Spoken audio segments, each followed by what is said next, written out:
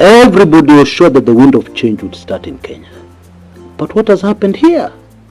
There have been protests in Tanzania that have put Kenyan protesters to shame.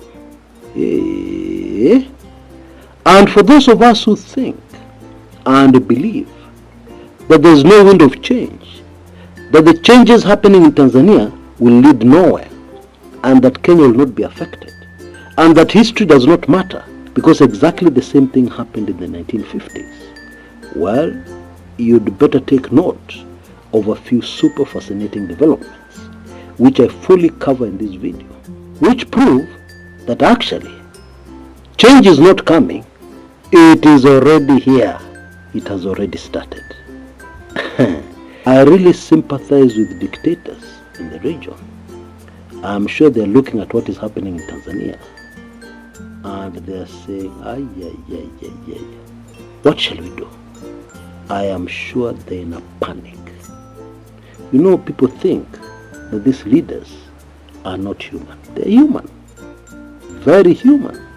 And they can think and they can see what is happening even before they talk to their advisors, although some of them never listen to their advisors. And so you can imagine the kind of stress they're going through. Na bado tena bado sana. Anyway, karibu sana to my show today. I hope you enjoy. Twende kazi.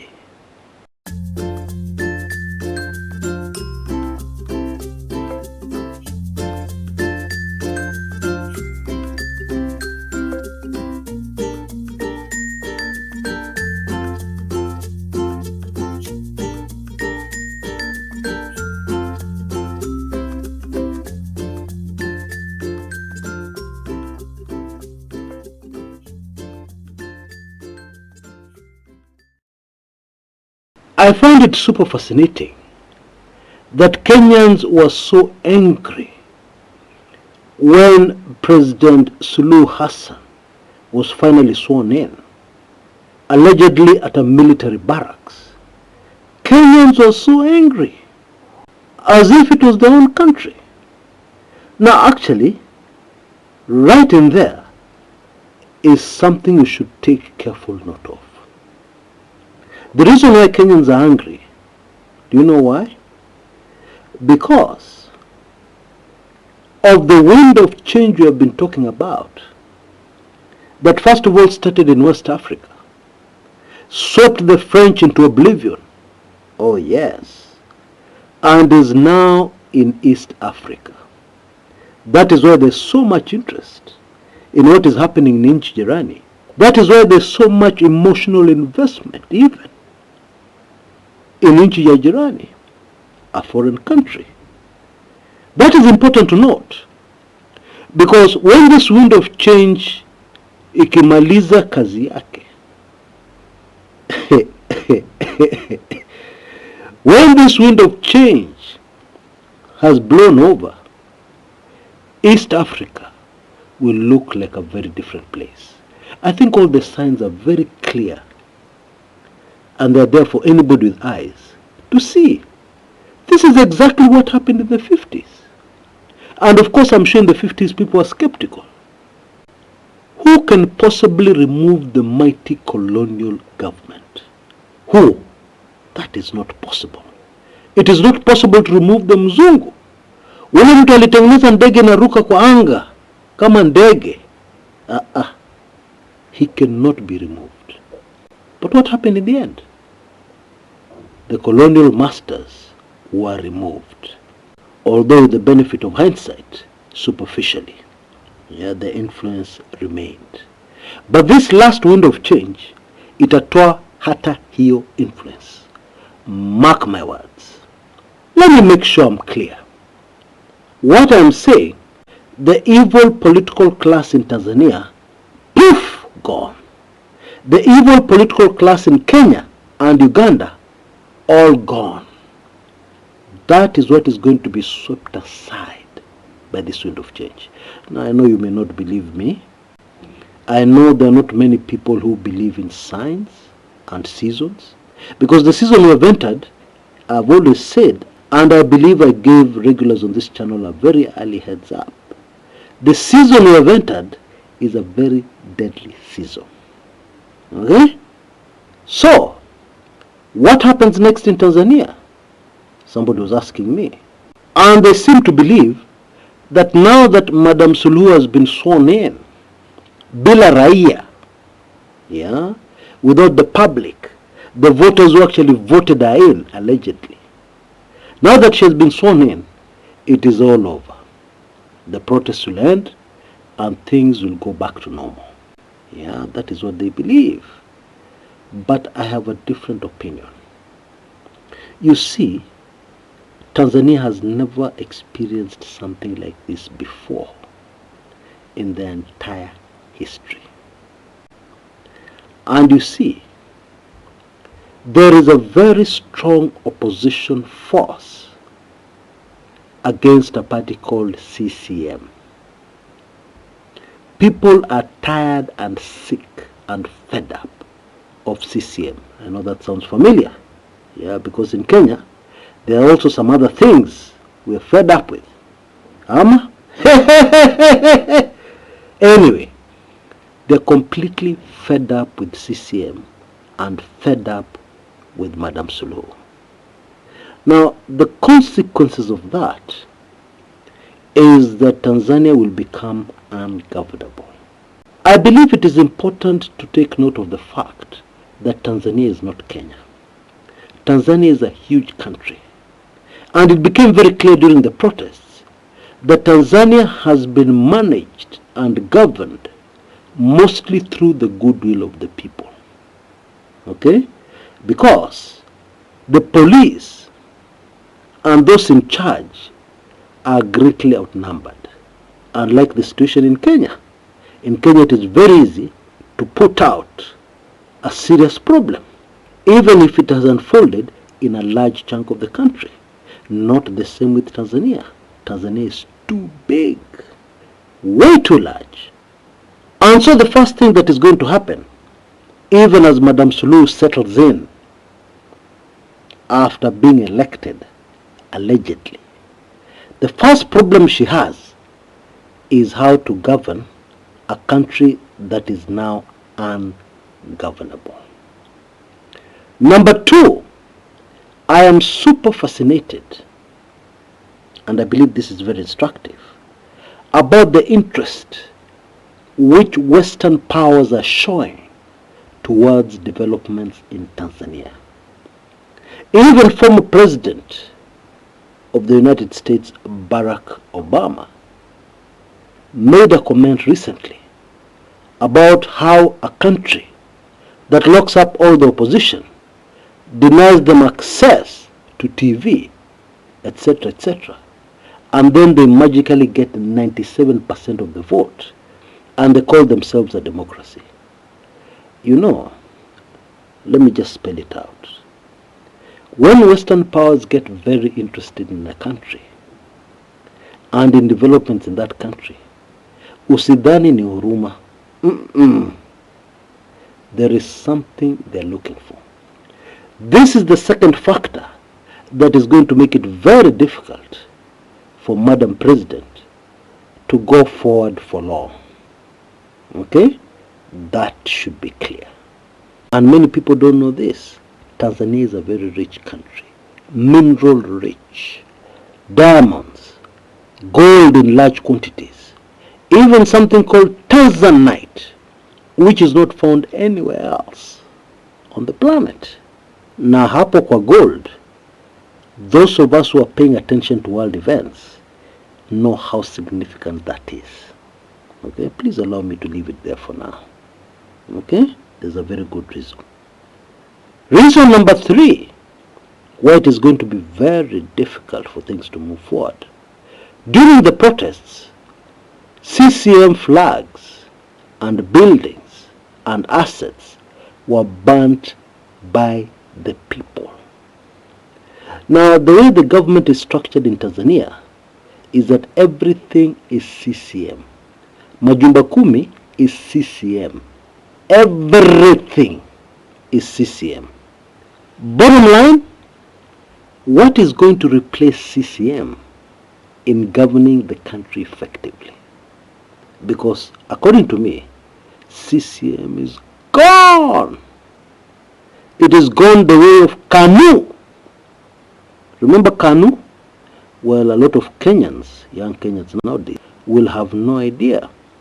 But all the Kenyans will remember that there was once a very powerful Mama na Baba party in Kenya called KANU.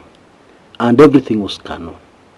Well, KANU packed its bags and walked into the sunset and into oblivion. CCM had better prepare to do precisely the same. There is no coming back from this. Number 4, the response of Tanzanian authorities smells to me like advice from Kenya, because that is the way Kenya responds.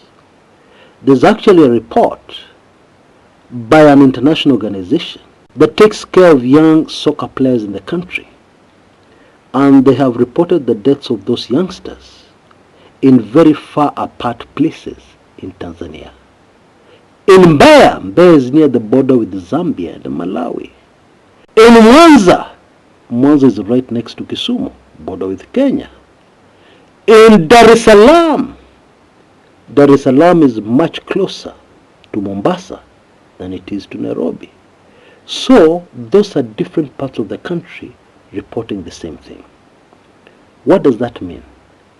It means that there is widespread mauaji right across the country of innocent Tanzanians. Because what happened to those youngsters, according to this international organization, is that walipigwa risasi wakiwa ndani ya nyumba zao. Now, of course, the reasoning behind this response is to cause fear. But I have no idea why people have still not understood that actually it does not help a government to do that. Why? Because the pain of loss that is left behind makes it impossible for the people to change their minds about that regime.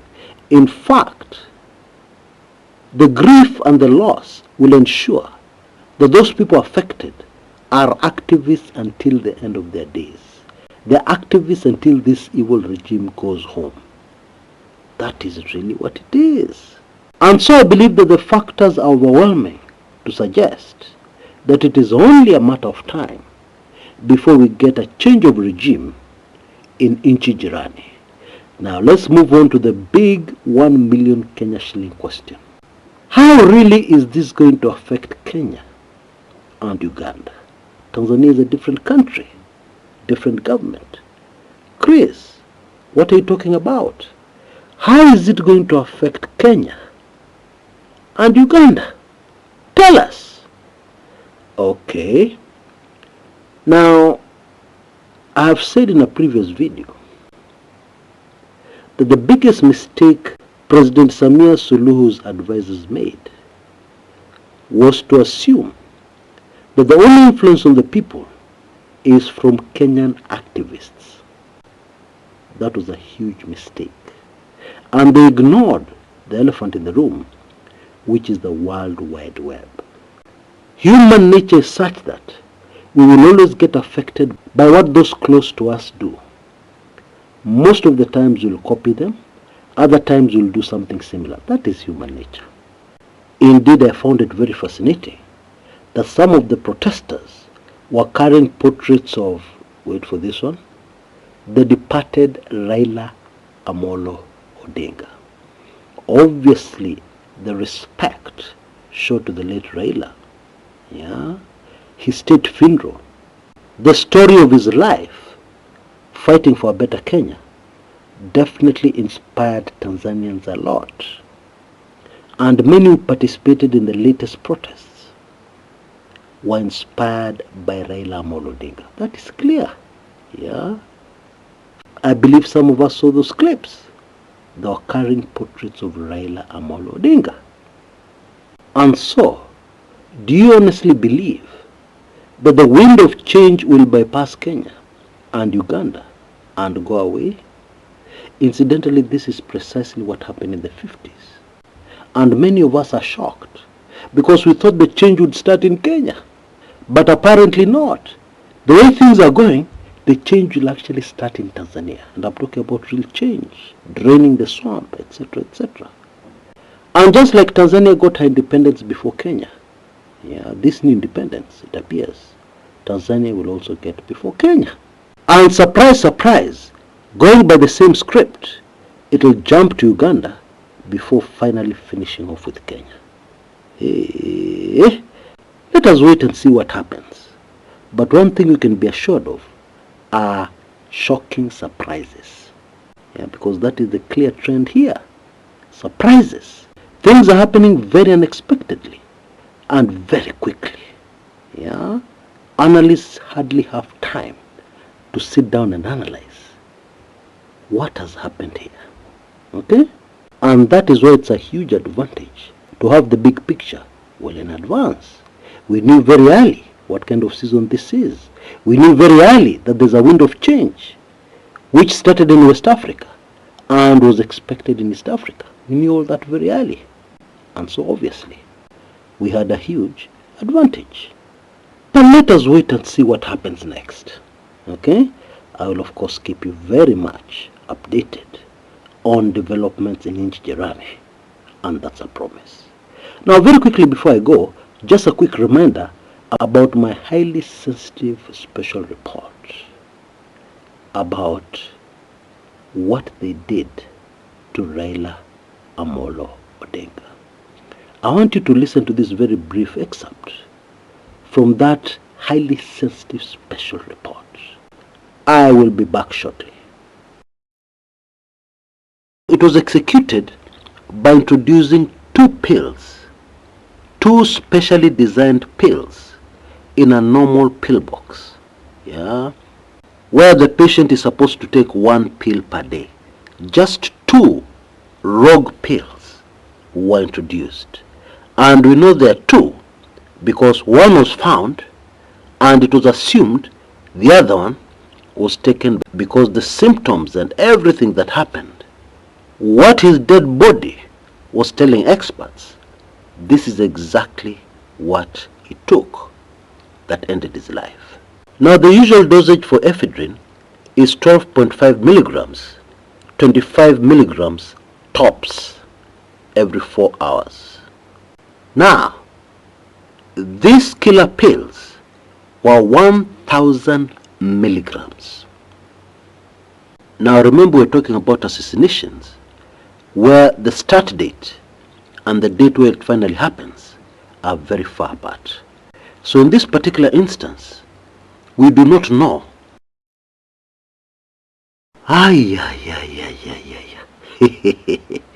Anyway, you can get this super fascinating information pop in your inbox. Now you can see details on your screens right now. For only Kenya shillings 3,999, you will be able to get this red, sizzling hot, moto kuliko pasi kumi ya makaa special report. How is it even possible that Raila was assassinated? How? Where? Who did it? How was it done? What was the motive? Etc., etc. All those questions are answered in great detail so that you will have all the answers to this very sad state of affairs. Now, of course, it is true that somebody who is as old as 80, anything can happen. You can't really say they were assassinated. That is the feeling of many people, and of course it is true. However, it is also true that people live to be 90. People live to be 100.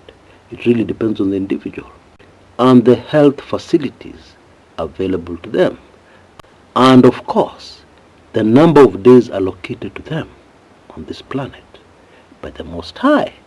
Of course, all those factors come in. But there's no denying, we cannot ignore the conclusive evidence that shows us huyu mtu alimalizwa. Okay? And it is all in this highly sensitive special report. I need to remind you again that the people who are behind this si watu wa mchezo, and therefore one cannot be too careful. So forgive me for not having this information available on the public channel. But if you're able to, please go for this highly sensitive special report. Now, in case you still want the golden key, which will give you not only this highly sensitive special report, but also other special reports, everything kumekucha, forever, yeah, not for 2 years or 3 years, yeah. You can see details on your screens right now. If you still want the golden key and you're a bit late, then please take full advantage of this offer. Going forward, this offer will not exist. Yeah, you'll only be able to get an annual golden key. Okay, so please take full advantage of it now that it is available. And of course, it is ending very, very quickly. So please make a decision quickly. Until next time, this is Chris Kumekucha.